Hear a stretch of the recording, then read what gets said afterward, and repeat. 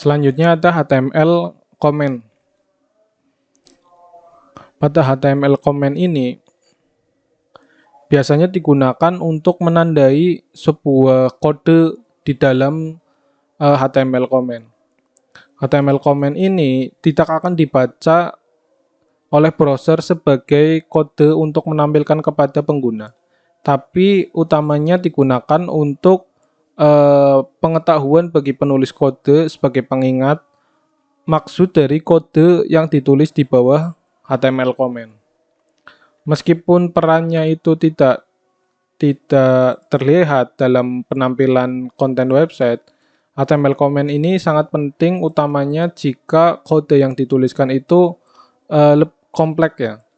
Karena ketika terjadi error, ketika terjadi maintenance, HTML comment ini sangat penting sebagai acuan dari developer dalam melakukan perbaikan tampilan sebuah website. Nah, HTML comment juga bisa digunakan untuk melakukan arsip sebuah kode. Jadi daripada kodenya itu dihapus supaya tidak ditampilkan, lebih baik itu di comment atau dinonaktifkan.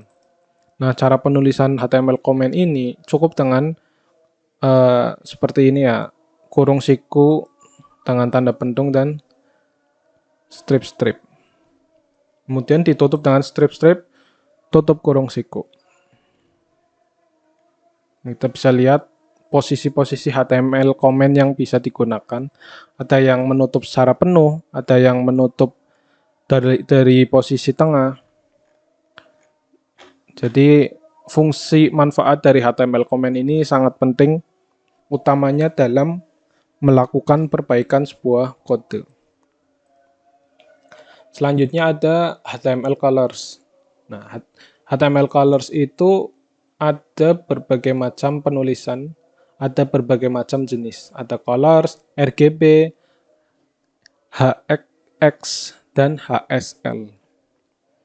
Nah, untuk color names itu ada tentang tomato, nama warnanya ini ya, yang bisa dibaca oleh browser itu kode tomato, orange, darker blue, medium sea green, gray, slate blue, violet, light gray, dan lain sebagainya. Nah, kita bisa lihat.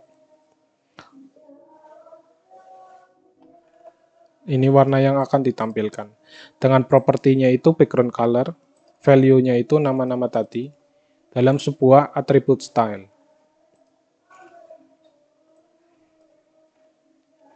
Nah, ini cara penulisan untuk mengubah sebuah warna. Nah, masih sama ya. Nah, kita juga bisa menambahkan border colors. Cara penulisannya itu ditulis dalam atribut style dengan propertinya itu border. Ukuran, nah ini ukurannya 2 pixel. Sifatnya itu solid. Value-nya itu tomato. Nah, ini juga ada kode-kode warna. Jika ingin menggunakan RGB, maka kodenya seperti ini. Untuk lebih detailnya itu kita pakai kamus RGB. Kemudian ada kode warna juga bisa, pakai HSL juga bisa. Nah, ini cara penulisannya sama, atribut style ditulis dalam properti color. Diikuti dengan value-nya. Ketiga-tiganya ini masih sama fungsinya untuk menampilkan warna dalam sebuah konten. Nah, selanjutnya ada HTML CSS. HTML CSS fungsinya untuk styling baik ukuran, warna, posisi, dan lain sebagainya. CSS ini fungsinya lebih umum ya, lebih menyeluruh, lebih luas daripada atribut-atribut yang lain.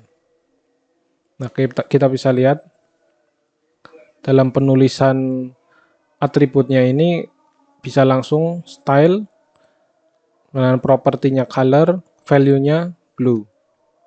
Nah, sedangkan dengan CSS itu kita bisa menuliskannya terpisah.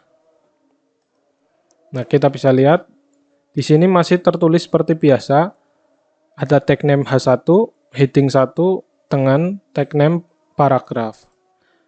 Tidak ada atribut apa-apa dalam styling di heading 1 maupun paragraph. Namun untuk mengubah tampilan yang ada di sini, kita melakukan pengubahan lewat tag name yang lain, yaitu tag name style.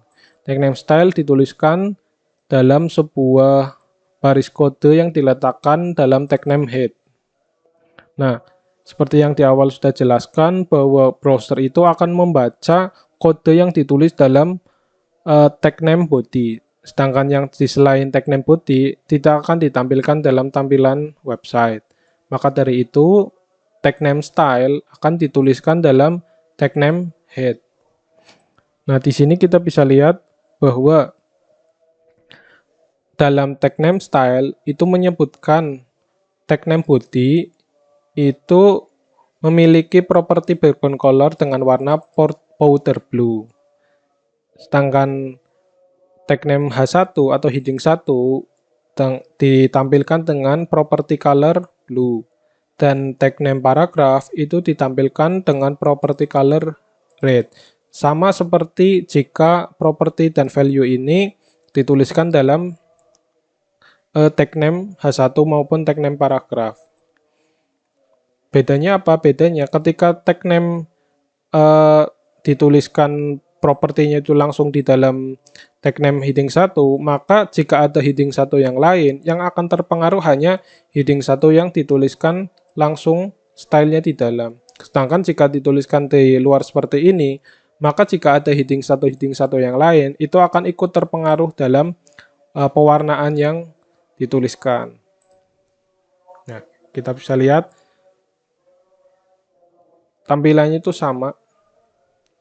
Karena apa? Karena penulisan kode seperti ini akan mempengaruhi semua jenis kode dengan tag name yang dituliskan di sini.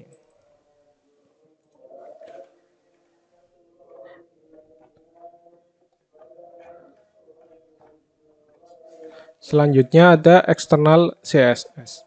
Nah, jika sebelumnya itu menuliskan kode secara langsung di dalam satu file HTML, maka selanjutnya ada penulisan kode secara umum namun berbeda file.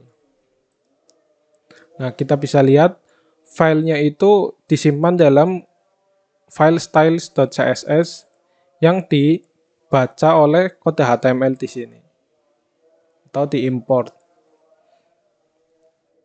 Nah, tag name-nya itu namanya link dengan diikuti atribut rel stylesheet diikuti dengan link dari file style.css-nya. Kode seperti ini akan menampilkan tampilan yang sama seperti kode style yang dituliskan dalam satu file HTML. Namun jika penulisan kodenya seperti ini, maka kode style CSS ini dapat dibagi pakaikan atau dipakai ulang dalam file-file HTML yang lain.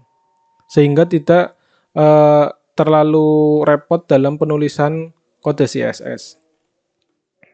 Nah, ini kode CSS-nya kita bisa lihat cara menulisnya itu sama seperti dalam satu file HTML. Nah, ini jika ditulis dalam satu file HTML.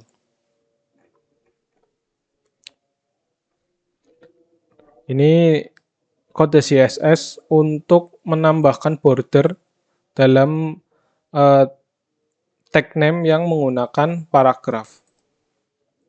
Ini cara bacanya itu propertinya bernama border dengan value 2 pixel dengan sifatnya solid dan value-nya itu powder blue. Ini jika ingin menambahkan padding itu jarak ya. Jarak antara konten dengan bordernya. Misal diperkecil jadi 5, maka akan semakin kecil. Ada juga margin. Nah, kita bisa lihat Jika tambahkan margin, maka akan semakin bergeser. Margin itu jarak antara konten